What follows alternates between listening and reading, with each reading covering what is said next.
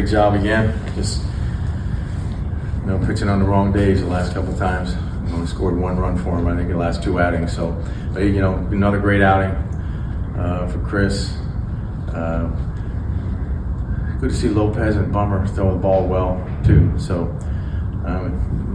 that was good. We just couldn't get anything going offensively. Brown, the breaking ball below the zone, we had a hard time laying off. It's good arm, So yeah, just one of those nights we couldn't score. Just kind of looked like with Kim, it was kind of one of those. Yeah, that ground ball, it looked like kind of kicked to the right on the way out to him, about halfway to him, and I think it got his footwork out of whack there. I think, and then then it was a tough position to try to flip the ball. So, yeah. You think about Sale. I mean, you got 9 starts, 8 starts, or 6+ innings, and 2 runs or less. I mean, you can't ask for anything. No, you can't. I mean, that's a typical Sale outing right there. It's 6 or 7 innings. It's 2 runs or less, and it's punch outs and everything else. So, no, he's been unbelievable. But yeah, unfortunately, he's been tough luck loser the last couple of times. He's just certainly thrown the ball well enough the last 2 times to win. What's it like to have the J.R. Richies and the young pitchers watch Chris Sale as an older guy? Yeah, you know what?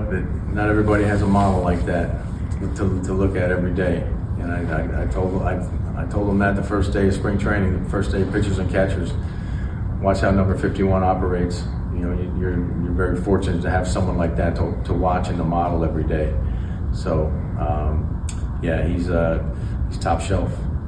He said, "I don't game plan well, but I can teach you how to compete." Where's he rank on the spectrum of pitchers? You've seen a lot of great ones. Yeah. No, he's right there with the greats. I go back to Dave Stewart and Bob Welch in the Oakland days, and Eckersley, and obviously Smoltz and Maddox and Glavine here. He's right there. He's right there with the greats. Yep. You feel like when he gets in trouble, he puts it up a gear? Yeah, he's one of those guys that can go get some more.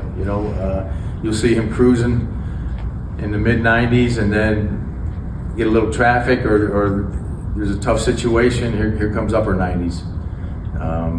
Still doing that at this point in his career. He's pretty special. Walt, that Kim play, is that one of those things where he's still kind of getting his feet under him, or do you just say, "Oh, it's just kind of a fluky thing"? Yeah, no, I think it's a fluky thing. Yeah, he's a hell of a shortstop. Like I said, I think it was a tricky play. The ball kicked to the right on him, to his left, and I think his footwork just got out of whack, and he got in a tough position to flip the ball there. So, but he's a hell of a defender. With Sale, we always look at his intensity, but he can have a lot of fun out there. And we saw him when he thought it was only 2 outs or whatever, and ask him for the 4th out. How much fun is it just to see him also have fun out there on the field? Look, when you're at that level, I think it's probably easier for those guys to slow the game down whenever they want to. We got that comebacker at him a few weeks ago or whatever at home here, and the ball that was smoked back at him, and he catches the ball, and then he turns around and checks his pants, and right after he catches it, he just, like I say, the guys at that level, they just operate a little bit differently. He probably slows the game down a lot better than most. And who is it that might razz him the most about that tonight? There's probably a long list there. Yeah.